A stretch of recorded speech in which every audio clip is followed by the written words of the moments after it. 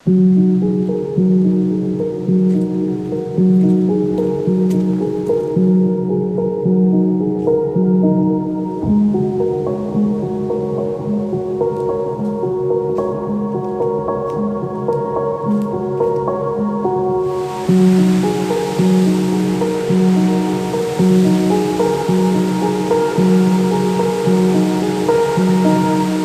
amazing how in photography and life in general we can fail to realise the value of small things that sit right beneath our noses the whole time.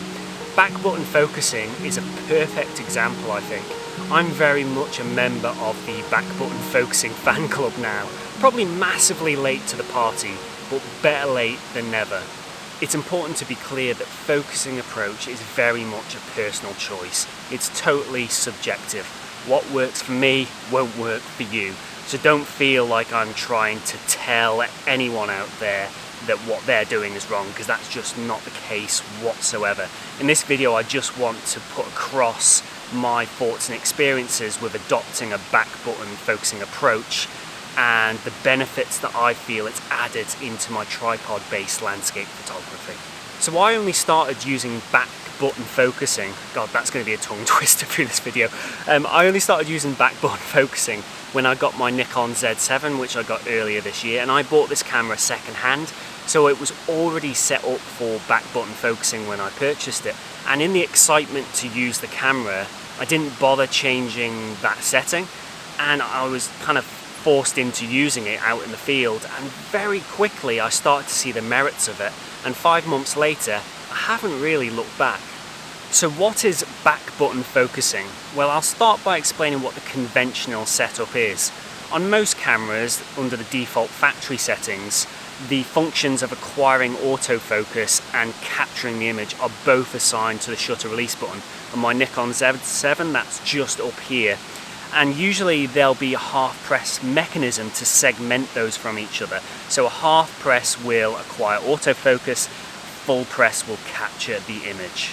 For at least 10 years with my landscape photography, I've used the default shutter release dual function approach without any issues whatsoever. I never really had any reason to question it. I would use autofocus when I was feeling lazy, or I was shooting a well-lit contrasty scene, and then I'd use manual focus when I was shooting a scene that was less well lit, or I just generally didn't trust the autofocus. And by and large, that approach worked really well for me. I knew about back button focusing as an alternative approach, but I never really gave it proper consideration because I didn't fully understand the merits for landscape photography, particularly on a tripod. I thought it was very limited.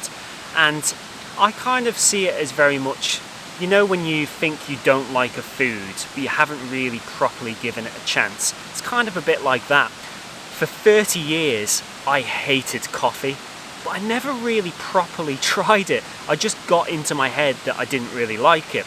And then 4 years ago, I started drinking it, and I'm literally addicted to it now. So back to the question of what is back button focusing. Well, essentially, it's a focusing approach which strips the autofocus function away from the shutter release button and instead assigns that to a different independent button on your camera. On the Z7 here, I've assigned it to the AF on button that's on the rear of the camera here. And essentially, it's two separate functions for two separate buttons. The AF on button controls the autofocus, the shutter release button simply takes the image and nothing else. Now initially you might think, what's the point in that? Doesn't it just add unnecessary complication and extra steps into the photography process? And to be honest, for years and years, that's exactly how I felt. But I've totally changed my opinion on that. And I'll now explain what I feel are some of the clear benefits that I have felt to my landscape photography when using this new focusing approach. More control over autofocus. Using this approach, autofocus is only engaged when I tell the camera to engage it, not when the camera feels like doing it. And this is really, really powerful. It's separate functions under separate buttons. If I don't need autofocus, I won't go anywhere near the AF on button. And by decoupling that autofocus away from the shutter release button, I'm totally mitigating the risk of the camera making subtle changes to autofocus when it feels like it without me fully realizing it. Using this approach, it's very much a set and forget. I can set my autofocus and know with 100% certainty that it isn't going to change at any other point during my shoot.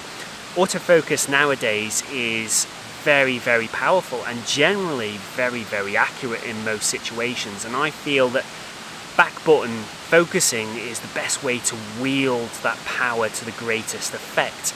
And it's particularly useful when you're shooting low light situations or bracketing or doing a panoramic sweep through a scene where you can't afford those subtle autofocus shifts without your knowledge.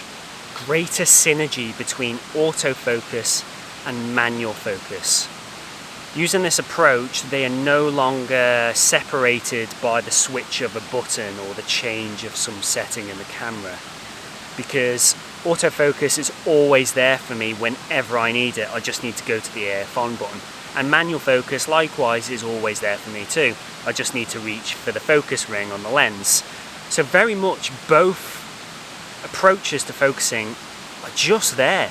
They're always on, and I don't need to think about changing any of those settings or switches on my camera and moving between them. And it very much leads to a very seamless transition backwards and forwards between autofocus and manual. And for me, it just gets both of them working together so much more effectively. Plus, it totally mitigates that annoying risk, and I know we've all been there, certainly I have, where you forget what focus mode you're in. So you've switched your lens to manual focus, but you forget that you've left it in manual focus and you miss focus in your image. I've done that many a time. Using this approach, that is impossible because they're both always there when you need them. More responsive shutter release button. Now this probably isn't as important as the other points I've just covered, but if you're into seascape photography where you're trying to time your images with waves hitting the shoreline, the difference between getting your foreground water right and wrong can literally be milliseconds. So by decoupling autofocus off your shutter release button, it tends to make your images just that more immediate when you engage that button. There's no kind of lag with the camera trying to reset its autofocus or any of that nonsense. You know that when you engage that button, bang, it's going to take your image at the precise time that you want it to be taken at. I honestly think that adopting this new way of focusing has had a profound impact on my photography, and in my entire time of doing landscape photography, this might be the most important setting change that I've ever made. I feel that the accuracy in my focusing has never been better, and generally my experience out in the field has been greatly improved and streamlined. Now, just behind me round this corner there's a big waterfall, so I'm going to head back there now, set up my camera, and I'll actually show you my focusing approach and hopefully get an image in the process.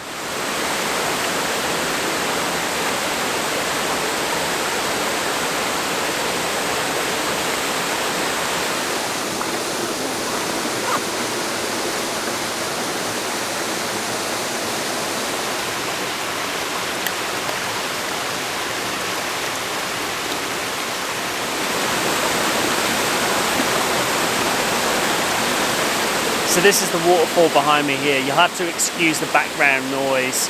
Hopefully you can hear me quite clearly. So my camera is set up just there, really low down. I better actually crouch in this water here. So you can see my camera's, oh, I'm getting a wet ass here. Too low, too low. You can see my camera is set up there, and I'm going for like a portrait composition at the moment. And what I'm particularly interested in are these kind of rapids just about here. I'm trying to film my foreground with those leading up to the main cascade behind. And just down around there it is, there's a beautiful autumnal looking leaf. I'm quite surprised it looks this autumnal this early in September, but yep, there it is. It's in the perfect position. I did not put that there, honestly I did not, it was there. and that is just sitting in the bottom right of my composition at the moment. And I think overall it hangs together pretty nicely, but I'm going to have to focus stack this because that foreground leaf is half a meter away from the camera, maybe even closer than that. So I'm going to have to focus down in my foreground and then focus into the midground and probably also the background as well, just to make sure I get good sharpness through here using focus stacking. Settings wise, I'm going to be shooting this at f11, ISO 64 at about 15mm, and shutter speed initially is going to be 2.5 seconds to expose the image properly, but that isn't going to particularly make the water look very good at all. So what I'm going to do as well is take some extra exposures at faster shutter speeds by raising my ISO. So I'm probably going to be going for something like ½ second, and that's going to allow much nicer texture in this water through the foreground here, and then I'll just blend that into my final image. Before I forget to tell you, I'm also using a circular polarizer on the front here just to take some of the glare off these rocks in the foreground and punch out some of the greens in the background there. Now I've got my composition roughly set up here, so now I need to acquire focus. So the first image in my focus stack is going to be this leaf down here in the bottom corner. So I move my focus point using the touch screen, or I could just use the joystick for example. Press the AF on button. I can punch in as well here just to check sharpness, looks fine. Boom, I take the image. I'm using exposure delay here, which it delays by 3 seconds, so it obviously takes a little bit longer. So that's my foreground image. Then midground, I'd probably go onto these rocks, so again, change the focus point, AF on it. We can just punch in, looks sharp to me. Again, we can take that image. And then background, put it up here, AF on, punch in, looks sharp to me, bang, we take the image, and it really is that straightforward. Now the autofocus on the Z7 is so reliable and so strong that quite often in that shooting approach I won't even check sharpness between clicking the AF on button and taking the image, because I'm starting to build that much trust in the autofocus on this camera. It is very, very good. What I like about the back button approach is if I do happen to be shooting in low light situations or situations where there isn't very much contrast in the scene and my trust and confidence in the autofocus isn't quite there, then I can just grab that manual focus ring at any point and just make micro adjustments.